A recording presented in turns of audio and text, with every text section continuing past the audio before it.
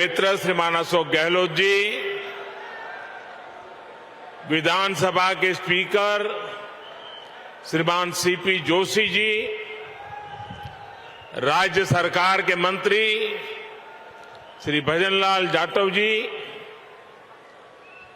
संसद में मेरे साथी और राजस्थान भाजपा के अध्यक्ष श्री चंद्र प्रकाश जोशी जी, संसद में सारे साथी बहन दिया कुमार जी, संसद के मेरे साथी श्रीमान कनकमल कटारा जी, सांसद श्री अर्जुन लाल मीणा जी, कार्यक्रम में उपस्थित अन्य सभी महानुभाव और राजस्थान के मेरे प्यारे भाई और बहनों, भगवान श्रीनाथ जी और मेवाड़ की इस वीर धरा पर मुझे फिर एक बार आपके बीच आने का अवसर मिला है। यहां आने से पहले मुझे भगवान श्रीनाथ जी के दर्शन का सौभाग्य मिला। मैंने श्रीनाथ जी से आजादी के इस अमृत काल में विकसित भारत के संकल्पों की सिद्धि के लिए आशीर्वाद मांगा है। साथियों, आज यहां राजस्थान के विकास से जुड़े 5,000 करोड़ रुपए से अधिक के प्रोजेक्ट का शिलान्यास और लोकार्पण हुआ है। ये प्रोजेक्ट्स राजस्थान की कनेक्टिविटी को नई ऊंचाई पर ले जाएंगे। उदयपुर और शामळाजी के बीच नेशनल हाईवे 8 के 6 लेन होने से उदयपुर, डूंगरपुर और बांसवाड़ा क्षेत्रों को बहुत फायदा होगा। इससे शामळाजी और काया के बीच की दूरी कम हो जाएगी। बिलाड़ा और जोधपुर सेक्शन के निर्माण से जोधपुर और बॉर्डर एरिया तक पहुंच बहुत ही सुलभ होगी। इसका एक बड़ा फायदा यह भी होगा कि जयपुर से जोधपुर की दूरी भी 3 घंटे कम हो जाएगी। चार भुजा और निचली ओडन के प्रोजेक्ट से world heritage site Kumbhalgarh, Haldighati और सुनाथ जी के दर्शन करना बहुत ही आसान हो जाएगा। श्री नाथद्वारा से देवगढ़ मदारिया की रेलवे लाइन मेवाड़ से मारवाड़ को जोड़ेगी। इससे मार्बल, ग्रेनाइट और माइनिंग इंडस्ट्री को और व्यापारियों को बहुत मदद मिलेगी। मैं सभी राजस्थान वासियों को इन विकास कार्यों के लिए बहुत बहुत बधाई देता हूं। भाइयों और बहनों, भारत सरकार राज्य के विकास से देश के विकास के मंत्र पर विश्वास करती है। राजस्थान देश के सबसे बड़े राज्यों में से एक है। राजस्थान भारत के शौर्य, भारत की धरोहर, भारत की संस्कृति का वाहक है। राजस्थान जितना विकसित होगा उतना ही भारत के विकास को भी गति मिलेगी। और इसलिए हमारी सरकार राजस्थान में आधुनिक इंफ्रास्ट्रक्चर पर सबसे अधिक बल दे रही है। और जब मैं आधुनिक इंफ्रास्ट्रक्चर की बात करता हूं तो इसका मतलब सिर्फ रेल और रोड ही नहीं होता।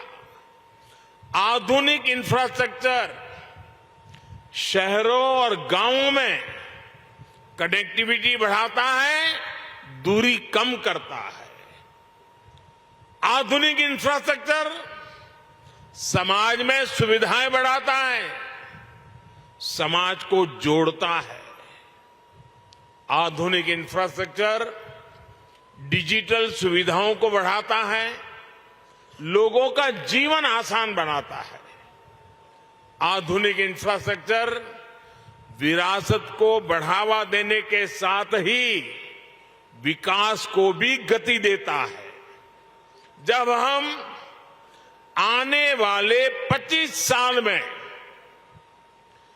विकसित भारत के संकल्प की बात करते हैं तो उसके मूल में यही इंफ्रास्ट्रक्चर एक नई ताकत बनकर के उभर रहा है। आज देश में हर तरह के इंफ्रास्ट्रक्चर पर अभूतपूर्व निवेश हो रहा है, अभूतपूर्व गति से काम चल रहा है। रेलवे हो, हाईवे हो, एयरपोर्ट हो, हर क्षेत्र में भारत सरकार हजारों करोड़ रुपए निवेश कर रही है। इस साल के बजट में भी भारत सरकार ने इंफ्रास्ट्रक्चर पर 10 लाख करोड़ रुपए खर्च करना तय किया है। साथियों, जब इंफ्रास्ट्रक्चर पर इतना निवेश होता है तो इसका सीधा प्रभाव उस क्षेत्र के विकास पर होता है, उस क्षेत्र में रोजगार के अवसरों पर होता है। जब नई सड़कें बनती हैं, नई रेल लाइनें बनती हैं, जब गांव में पीएम आवास योजना के करोड़ों घर बनते हैं, करोड़ों शौचालय बनते हैं, जब गांव में लाखों किलोमीटर ऑप्टिकल फाइबर बिछता है, हर घर जल इसके लिए पाइप बिछाया जाता है, तो इसका लाभ जो स्थानीय छोटे मोटे व्यापारी होते हैं, जो इस प्रकार की चीजों को सप्लाई करते हैं, उन छोटे मोटे दुकानदारों को भी, उस इलाके के श्रमिकों को भी इसके कारण बहुत लाभ मिलता है। भारत सरकार की इन योजनाओं ने अर्थव्यवस्था को एक नई गति दी है। लेकिन साथियों, हमारे देश में कुछ लोग ऐसी विकृत विचारधारा के शिकार हो चुके हैं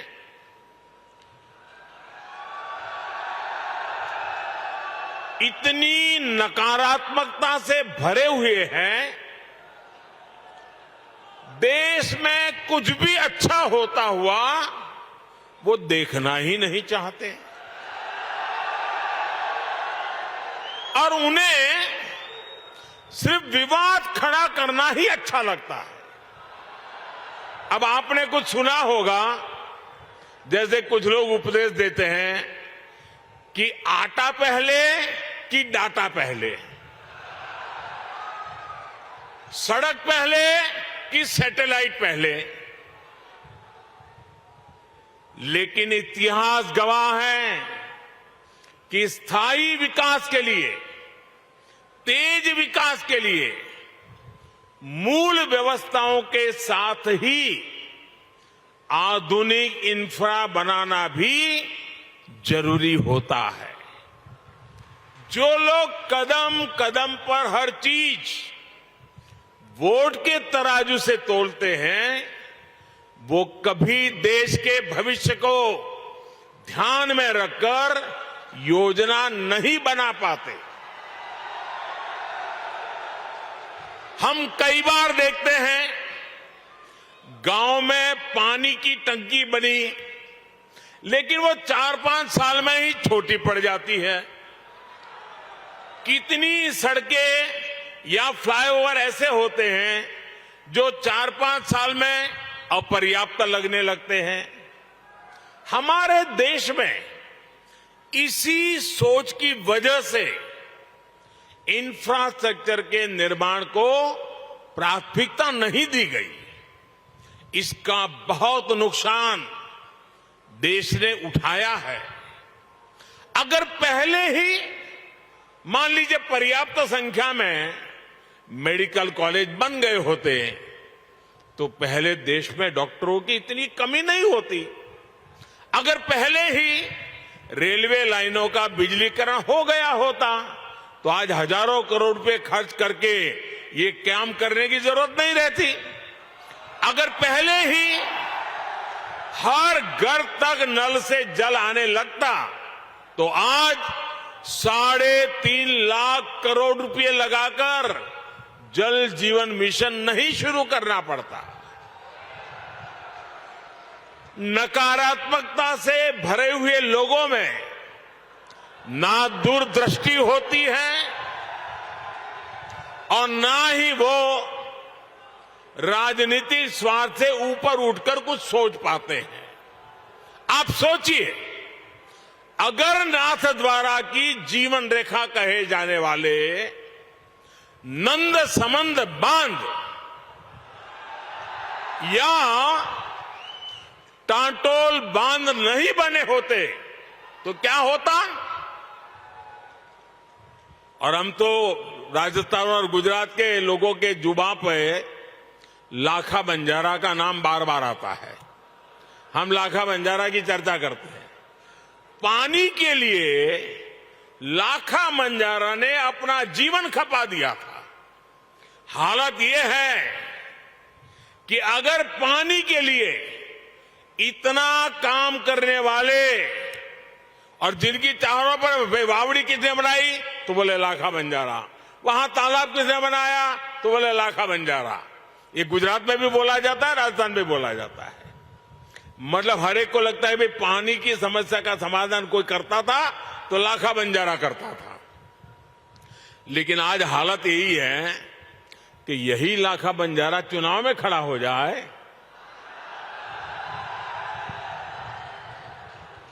तो ये नकारात्मक सोच वाले उसको भी हराने के लिए मैदान में आएंगे।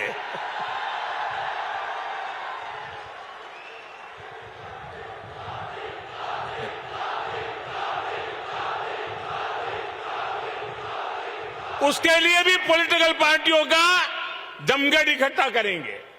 साथियों, दूरदृष्टि के साथ इंफ्रास्ट्रक्चर नहीं बनाने का नुकसान राजस्थान ने भी बहुत उठाया है। इस मरुभूमि में कनेक्टिविटी के अभाव में आना जाना कितना मुश्किल होता था ये आप भली भांति जानते हैं। और ये मुश्किल सिर्फ आने जाने तक सीमित नहीं थी, बल्कि इससे खेती, किसानी, व्यापार, कारोबार सब कुछ मुश्किल था। आप देखिए, प्रधानमंत्री ग्रामीण सड़क योजना साल 2000 में अटल जी की सरकार ने शुरू की थी।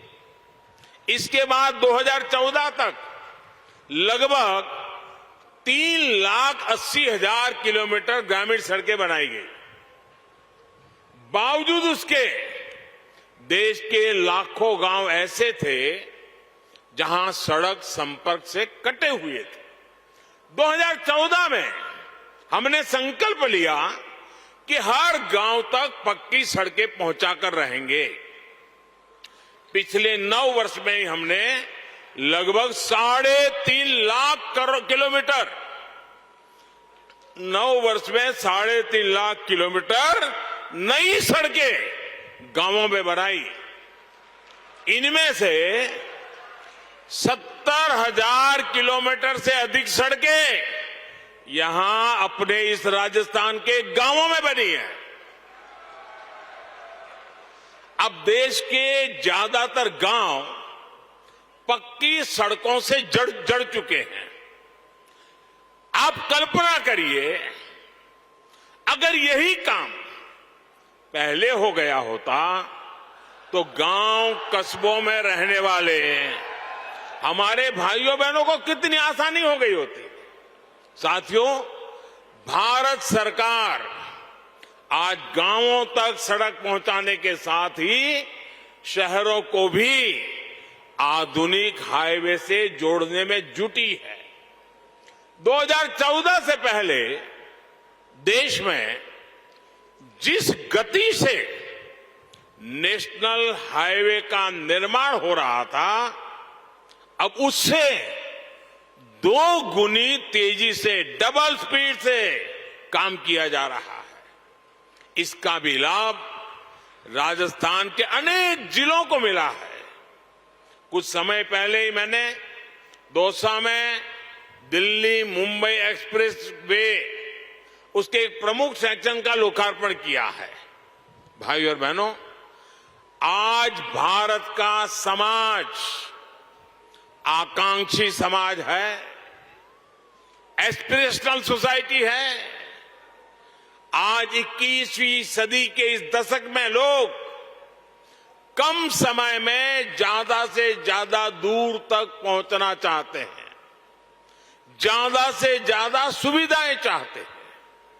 सरकार में होने के नाते ये हम सभी का दायित्व है कि भारत के लोगों की इस आकांक्षा को, राजस्थान के लोगों की इस आकांक्षा को हम सब मिलकर के पूरा करें। हम सब जानते हैं कि सड़क के साथ ही कहीं जल्दी आने जाने के लिए रेलवे कितनी जरूरी होती है। आज भी गरीब या मध्यम वर्ग को सपरिवार कहीं जाना है तो उसकी पहली पसंद रेल ही होती है। इसलिए आज भारत सरकार अपने दशकों पुराने रेल नेटवर्क को सुधार रही है, आधुनिक बना रही है। आधुनिक ट्रेनें हो, आधुनिक रेलवे स्टेशन हो, आधुनिक रेलवे ट्रैक्स हो, हम हर स्तर पर एक साथ चारों दिशाओं में काम कर रहे हैं। आज राजस्थान को भी उसकी पहली वंदे भारत एक्सप्रेस मिल चुकी है। यहां मावली मारवाड़ गेज परिवर्तन की मांग भी तो कब से चल रही थी, ये पूरी हो रही है। इसी तरह अहमदाबाद उदयपुर के बीच पूरे रूट को ब्रॉडगेज में बदलने का काम भी कुछ महीने पहले पूरा हुआ है। इस नए रूट पर जो ट्रेन चल रही है उसका बहुत लाभ उदयपुर और आसपास के लोगों को हो रहा है।